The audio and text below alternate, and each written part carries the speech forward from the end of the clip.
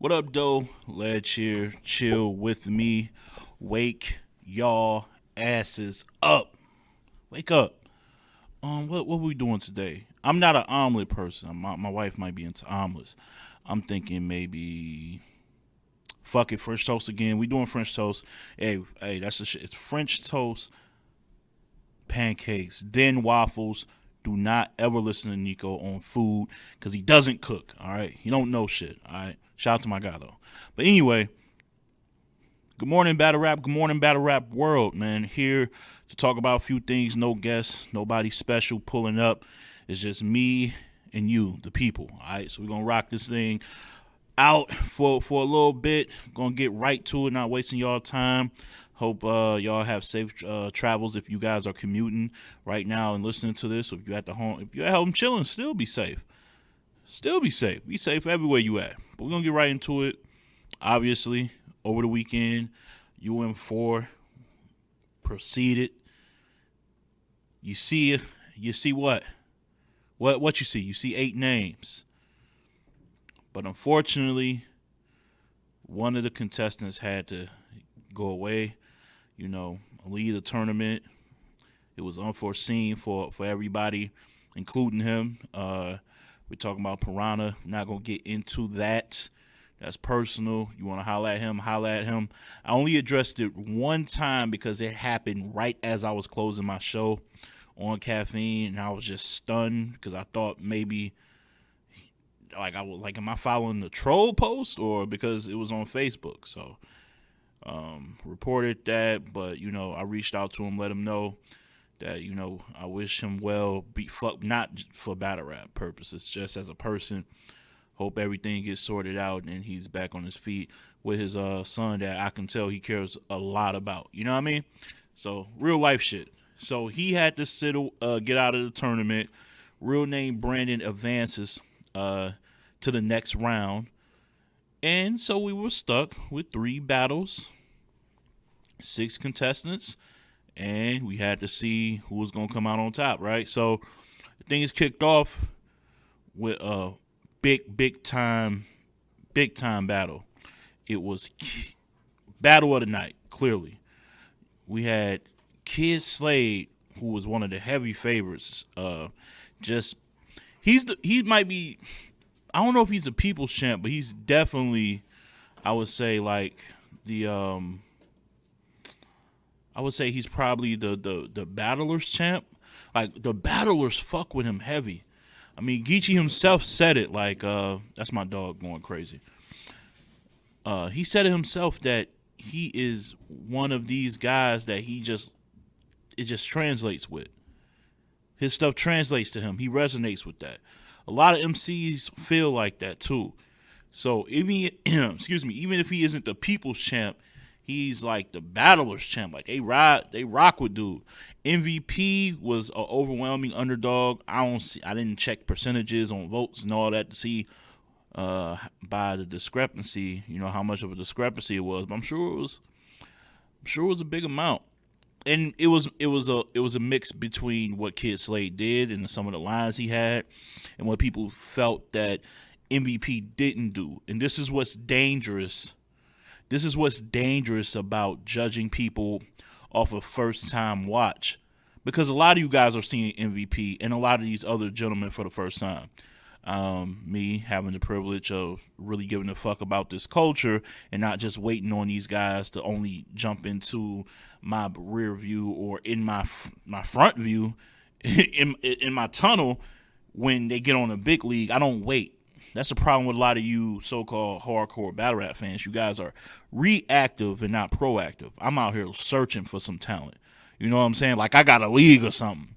So, MVP been out for years, man. He's been out for years. And I've seen him do well. I've seen him do well against DNA.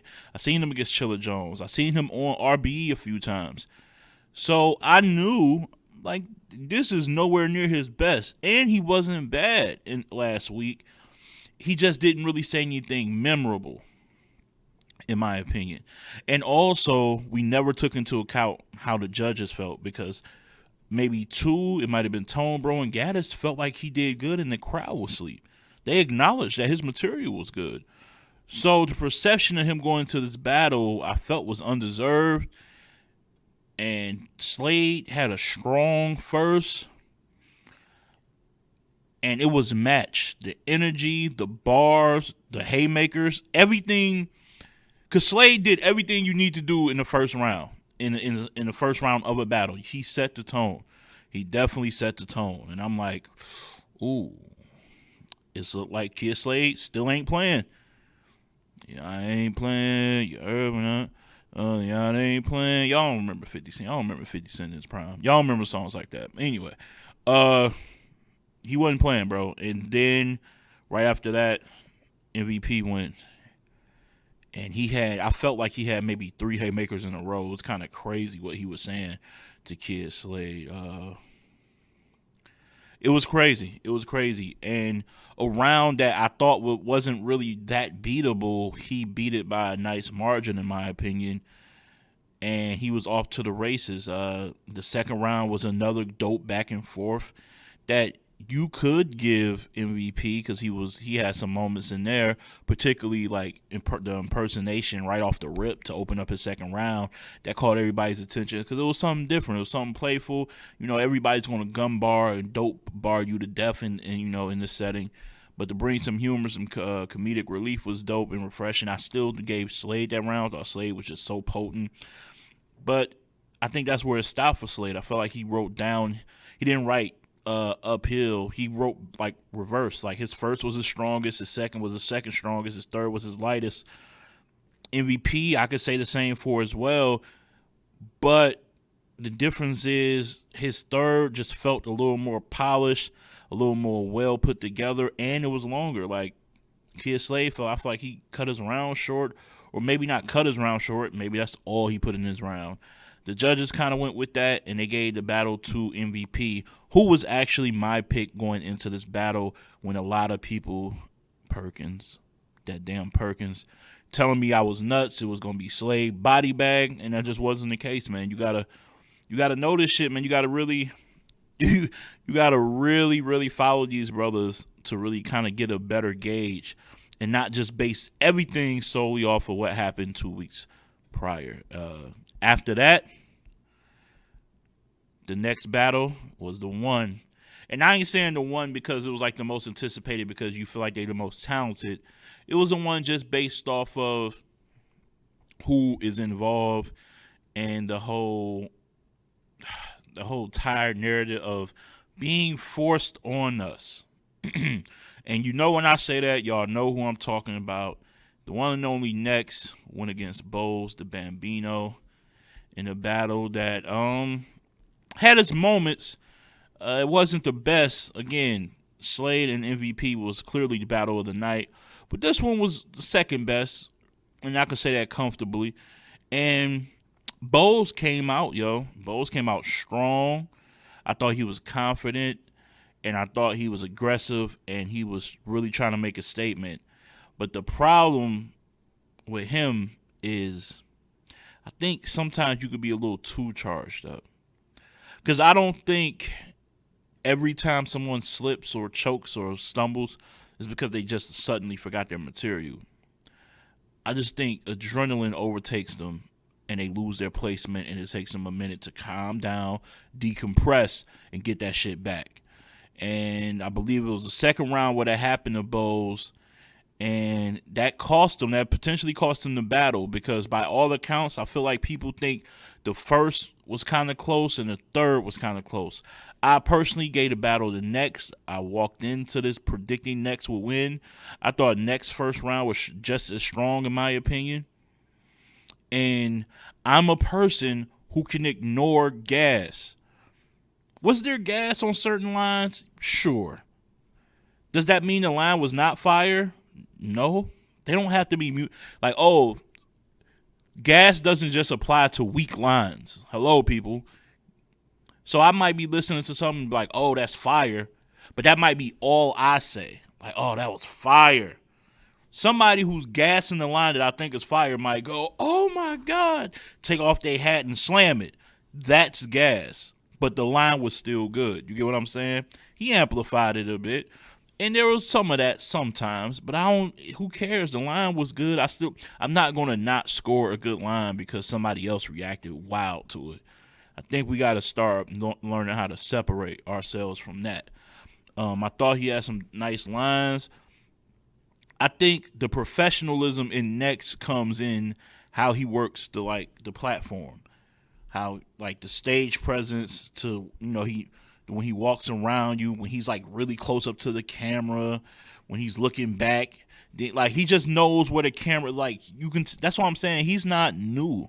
He's been here before. Like this is not second nature. This is not like a first time run for him. It's second nature to him on knowing where to be. Like he's been balanced since a youth, man.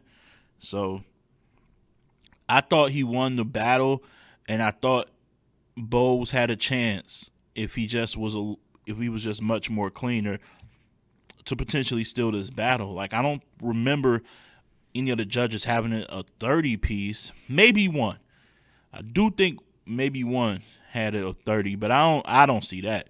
This battle, I don't think Next did enough to make it a 30 piece. I did like his third round a little bit with the whole pretending like he had some dirt on him, or maybe he really did have a little dirt on him, but chose to show that the difference between him being a real nigga and what Bowles did is he won't drop that information to get a win. And I just thought playing on that was really fire, like kind of alluding to it in the first round, and then everybody's waiting for it in the third, and he just like, that ain't me, sorry. And it kind of makes look to some, it will make Bowles look a little funny in the light. You know what I'm saying? So yeah, Next moves on, and people will continue to hate, but he's been Teflon through it though. So I want to give Next that type of props for just carrying that and still handling his business. He's been flawless as far as material. I've seen no signs of him stumbling, choking. Like he knows all of his shit, and he's been locked in. So you got to give him credit for that too. But the last battle was probably the most hype battle due to the face-offs. But I always say, man, sometimes face-offs be the highlight of those two MCs for the weekend, and I feel like this was. I'm not gonna lie. After the first round that Truffaut clearly got versus Sheed, the second round was a let me down, in my opinion. This is why I don't want to be a judge. Like, it's a tough thing to judge when it's a round that both of them didn't really come with it, and one of them jams up, so that you already know most people, you already know you're not giving them that round. So it's kind of like you got to fish for shit to say positive. Like, yeah, he choked, but I did like when he said, it's like, man, but it doesn't matter at this point. And then the third, I felt Truffaut had a solid round, but I felt like it was definitely beatable. I don't feel like she beat it, although he was saying some slick shit. And yeah, the crowd wasn't getting all of it, but it doesn't matter if it wasn't potent to the judges, and it wasn't potent to a lot of people watching either. So it couldn't have just been the crowd feeling like I'm following along. He's weaving shit together, and it's a little. People were saying it was intricate. It wasn't really intricate. It was rapped at a pace where if you miss a bar, you probably miss, like, you can't miss a setup when she was rapping the way he was rapping. But I like what he was doing. I just don't think it stood out to give him a win over True. I feel like True had a few moments where you were in that third, and she had a few moments where you were just like, okay. See the difference? I'm giving you a and somebody else giving you okay. It's kind of not the same. But yeah, so the winners were Truffaut, Next, MVP. Truffaut will take on MVP. And then you got real name Brandon with a little week bye. And he will be going against Next. Now, he said in the face-offs that whoever wins, once he finds out, that's when he'll start prepping for him. So I respect that. Would I do that for them? No. Nope. 25K, man. 25K. Nope. I'm writing for both of them now. Like right before, I don't care who won. I'm clipped up. But yeah, man, salute to both of them. So we got Midwest on one side of the bracket and the West on the other side. In my opinion, the The Midwest and the West are the top two regions in battle rap. Period. It's definitely a separation, because I'm not even talking about, because what people would debate me on, they'll start naming top tiers, but I'm talking about from top to bottom. Like, though, them East Coast guys, y'all got some work to do on the come up. Though I'm talking about those on the come up. The South is good, but I want to see some. I want to see what that youth do from the South. The East, the West and the Midwest is running that. I mean, you look at tournaments all over. King of the Dot. It was Mar versus Saint. UM1 was Midwest versus West. It was Fonz versus Jada Nightwing. Then you had UM3 with two niggas from the West. You had Geechee and Nitty. And now you're guaranteed another Midwest versus West final. Then you look at RBE. They just had one of their better cards was headlined by who? Calico and Hitman. It's the West and Midwest. Like, I don't know what to say. Shout out to both regions, and I'm being as unbiased as I can. They're just killing shit everywhere. So yeah, that was it. So I'm looking forward to it. We'll see. I'll get my predictions on Caffeine Friday Fix the day before the event. That's how I do it. Also, want to throw in there that I am 11-0 on all predictions. From the very first battle on this card all the way till now, I am a perfect 11-0. Humble brag, but not humble really. Fuck everyone. I'm the GOAT. No, I'm joking. All jokes aside, this is a lucky roll of the dice, because when Tony Bro goes last to pick Trufo versus Sheed, I had a hunch. I was like, he might go with Sheed. So you never know how this thing plays out. Like, I don't know any of these people that are on the judging panel, like, personally, to know who they lean towards. So a lot of these battles, even Next versus Elijah, yeah, I got that battle right, but I thought Elijah won. So, I'm not going to discredit myself. I'm out here 11-0, so deal with it. All right, we'll be back with King of the Dot talk, man. S1 in the East next. All right, King of the Dot S1 this season. It's been a good season. I don't know how many people are tuning in, and maybe I shouldn't just gauge my shit on the timeline on Twitter, because that's where I kind of do updates and kind of keep up with things and see the vibe. Because I'm sure on Twitch and in that Twitch world, it's probably doing really good.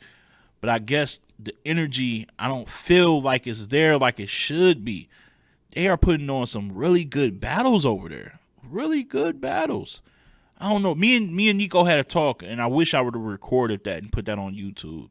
It was a really good breakdown on why we think it isn't getting the love that it should be getting. And I would love just Organic or Gully or somebody to come on. We can just have a real open discussion and just, like, because they're doing good work. I like the season. And I like when you have a good battle and, yeah, the person who loses gets an L-Nate record, but they was good, so you want to see them again. So I don't have to wait for some other card that's going to happen months in advance to see them again. Like, this dude is on fire right now. I want to see him again in a couple of weeks. Like, I don't want to wait that long. So I like the season to get to redeem yourself, because the person that might have started, it's a marathon. We're going to see who got the legs for this, because even if a dude go crazy, that dude can still miss the playoffs because he might not win another battle. And that's just interesting to see. It's interesting to see. So, yeah, it was in the East. It was only 2 battles today, which was I didn't mind it, actually. Like, sometimes you get battle rap overload, and it was good. I was able to watch battles and then chill with the family for a change, like, without dragging my wife to a battle rap event. It started off with Show Off versus Dunch. Definitely a style clash. Although they got some like, when they get into their angle bag, there's some similarities there a little bit, but overall, definitely different content delivered and how it's packaged and all that. And I thought it was a really, really solid battle. The judges gave the battle to Dunch. I too thought Dunch won. Excuse me. That was crazy. I thought the first round was a little closer than maybe the judges on the board thought. I could be tripping. Maybe on the watch back it's a more separation. But I thought Show Off was nice in the first round. Second round though, we gotta start talking about Dunch, man. He is one of the top angles in the game. And maybe I'm just recency bias because I'm thinking about what he did versus Jables, the whole like Wizard of Oz, but he tied in like every battler from iBattle being like a different character who was a part of the Crucible and tying that into some like Wizard of Oz scheme. Oh, that was fucking brilliant and funny. And the thing about Dunch is he's good at being funny but still giving you like content with substance in it. So he's not sacrificing either or. I think it was just a difference in that round about the pulverized shit. And this is why I always tell you, brothers and sisters, yeah, it's okay to reuse some old angles because you never know who might come and do it better than you ever imagined. We got to give these people, these are creators at the highest level of creating. You know what I'm saying? So there's going to be somebody in this field, in this pool of MCs that can lyrically and mentally put together some shit, even if we know what the angle is about. And I think Dunch did that, and he did it very well. So, but at the same time, I'm not about to be like, oh, Dunch did it so great, I don't want to see nobody else talk about it. I want to see somebody else talk about it. I just hope they execute it as good or better. That's it. But he got the second, but Show Off clearly got the third. Show Off was bugging low key. Even though he was getting reaction, I thought he deserved more reaction, yo. Like Show Off was saying some fire shit. I like how he builds up. I like his momentum type of rap. I miss that. That's a lost element in battle rap. Everything is so 4-bar set up. I'm looking for a haymaker type of reach, type of punching. It's just refreshing to see somebody rapping, telling the story, getting into his groove, his rhythm of flow before he start punching. Missed that a little bit. So I liked his third a lot. But I did have Dunch 2-1. And the next battle after that, Rosenberg Raw versus Eddie Eddie. Yo, I be feeling so bad for Eddie B. Yo, Eddie B. I be feeling bad. Like, so he lost in the Grand Prix twice. And the judges also gave him the L in this matchup here. And the thing about it is he's been good all three battles.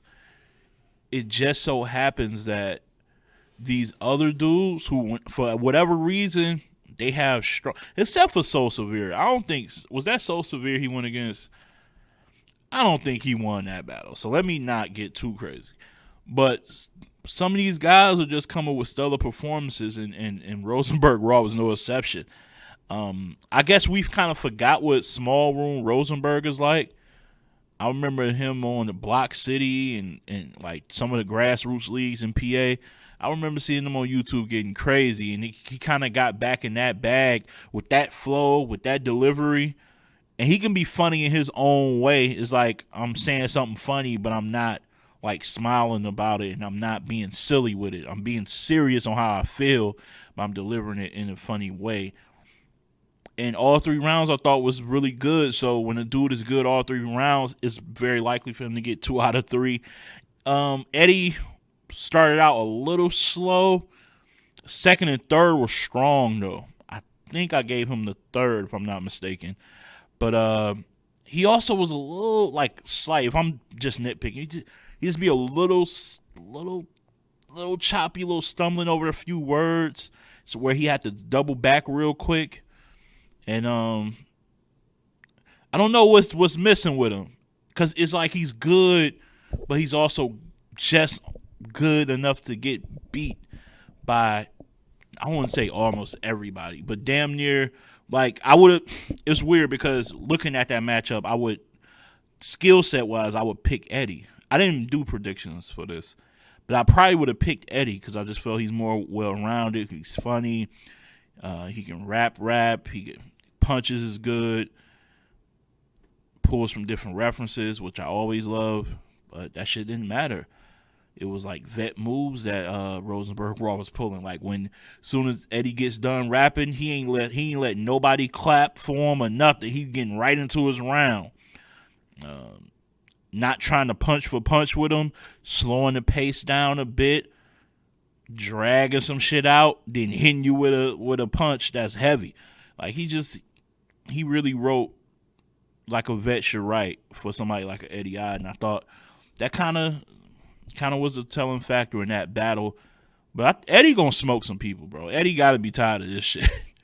He can't catch a break. But it was a good battle. Two good battles, man. They just keep being consistent with the content, and I'm here and I'm all for it. King of the Dot season 1.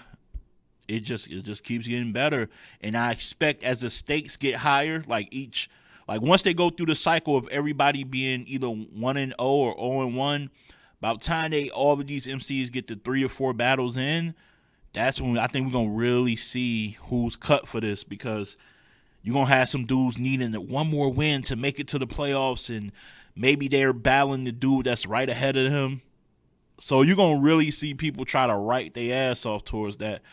And, maybe, who knows? Maybe people are purposely not losing, but they're not writing their most potent shit because they know they need a lot more material later on in the season. So it's just interesting. I fuck with this. I hope they do it again next year sometime. So salute the King of the Dot as always, man. We're going to move right along to a battle to watch, in my opinion. All right.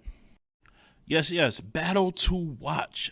We're going to go to the gates of the garden. Open the gates. I never. It's catchy, but I'm never feeling that intro. When people say they want a new intro, I don't even think they need, like, those two can still rap it, but I just need something different. But I fuck with Gates of the Garden, one of the more consistent leagues out there. Steady. Really good business.